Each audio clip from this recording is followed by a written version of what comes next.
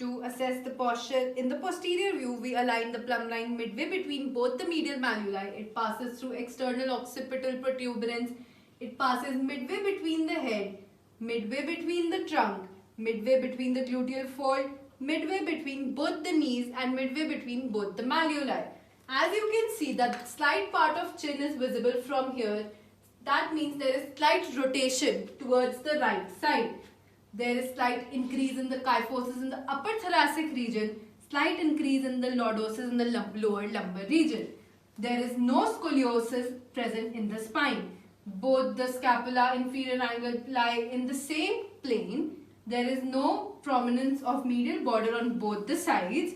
Both the PSIS lie in the same transverse plane. There is no hiking or drop in the pelvis. There is hyperextension in both the knees. Slight component of genu valgum is present. Both the medial malleoli lie in the same vertical plane. There is slight outtoeing in the left foot more than the right foot. For the posterior view of postural assessment, we will first look at the head. The head is in the midline, and then we will look at the shoulders. The shoulders are aligned equally, and then we will have a look at the scapular angles, which are also equidistant. Then we will have a examination of the spine. The spine is in line, and then we can see that here is slight lumbar lordosis, increase in slight lumbar lordosis. The gluteal clefts are in line. PSIS is also in line. Knees are equidistant normally, but in this patient we can see that there is slight increase in genu valgum, and medial malleoli are equidistant. Posture assessment posterior view. When we discuss about posture assessment in posterior view, then the shoulders and inferior angle of the scapula should be parallel to the ground and should be equidistant from LOG. Here we can see that in the subject, the right shoulder is dropped slightly. When we discuss about the alignment of spine, we can see that the subject has a slight scoliosis in the lumbar area.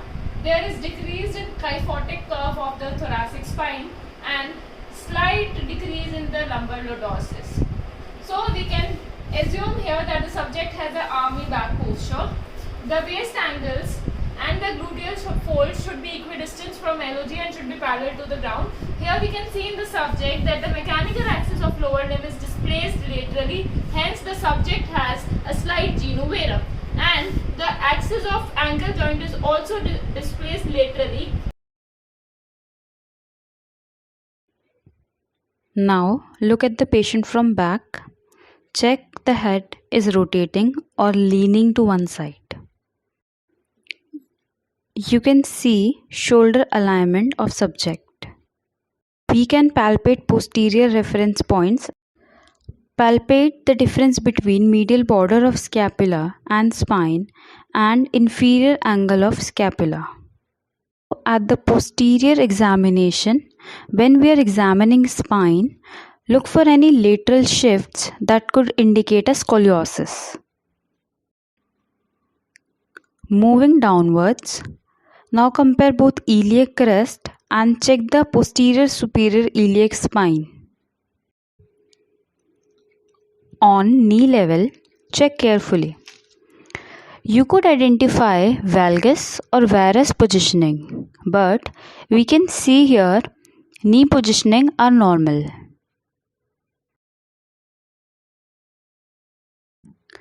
Lastly, compare both medial malleoli. We can use a stick or check if there is any rotation present at the ankle level.